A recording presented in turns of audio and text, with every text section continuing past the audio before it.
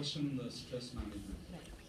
So, is there a recipe that one can find for oneself? Because there are several things that you need to do for stress, to de-stress yourself, right? But how can one really find what's the right recipe for that person? That's why the life coaches are in business. So that you can come to us and we can tell you. And to be very frank, it is a personal, everything is a personal prescription. There is no a single prescription for stress management. Because as I said, all of us are unique. Each of us have unique problems, special problems. We define our own problems. We make up our own problems. Right? We live in the same household. My husband's problems could be different from my problems. Obviously, they have to be different. And I think mostly these days, the stress is coming from commute. The stress is coming from, and we are also in this age range, an age group where children are growing. And we are at loss. We don't know what to do. And we feel this responsibility that we have to do a good job of ourselves, be a good role model so that my children will get, motivated by watching me. And there's a lot of other stress, work-related stress here in the United States, because if I lose the job, what will happen? That is more important thing. So that is why our immigrant population is becoming so invincible in the sense that they become, so involved in work that they neglect the household. But one plus point is we have a good spousal support, where all the spouses are in support of us. So your simple answer to you, Ashish, is consult me. There is no single answer for that. We have to, find our own solutions, for every stress that is there. Yeah. So I was thinking you would say, as usual, consult me. As usual, consult. Actually, I can't say that because as a doctor, you're not supposed to say what we have been doing earlier.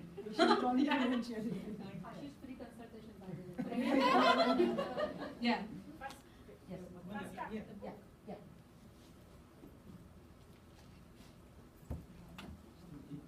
Building relationships in work environment is very important nowadays, because as a community, like Indian community, right?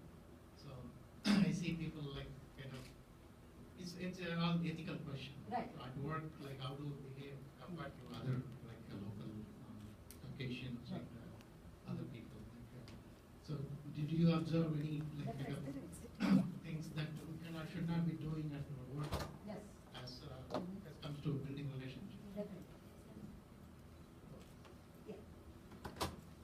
Again, in the professional presence and communication skills, that's one of the chapters.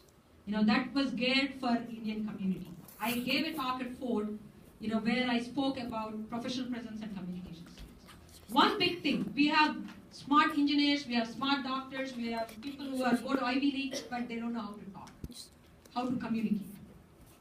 Seriously, that's the problem. Many of my friends whose children are very bright, they're going to high school, but they say they're not able to communicate. And we have to have a clear, concise communication. And communication comes like practice. You have to practice it. Some talents we are born with it. Some, whether you like it or not, are not available in the shop. You have to practice it. And professional presence, you don't have to wear name brands.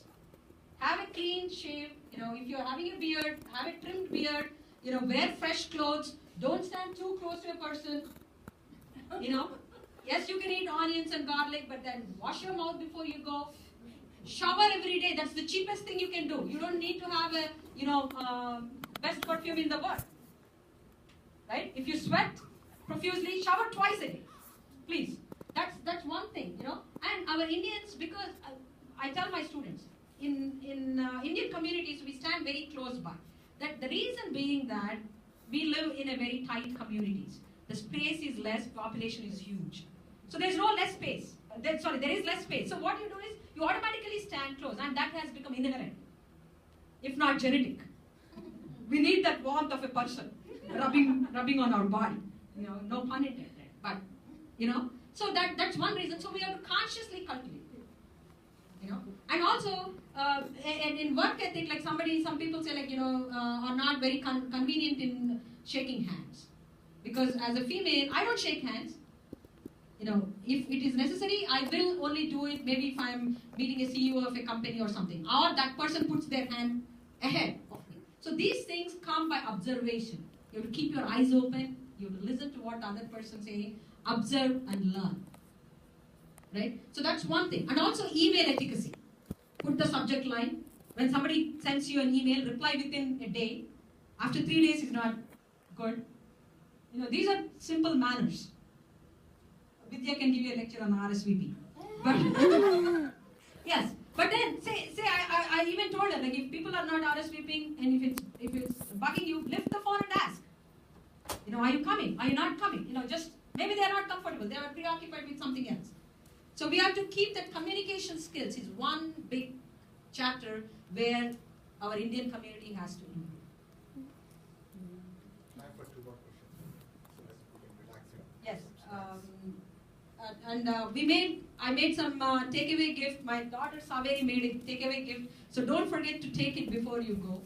We have a surprise for everybody. Yeah. So if any of you are thinking how my life is, we have intense discussions on each of these topics.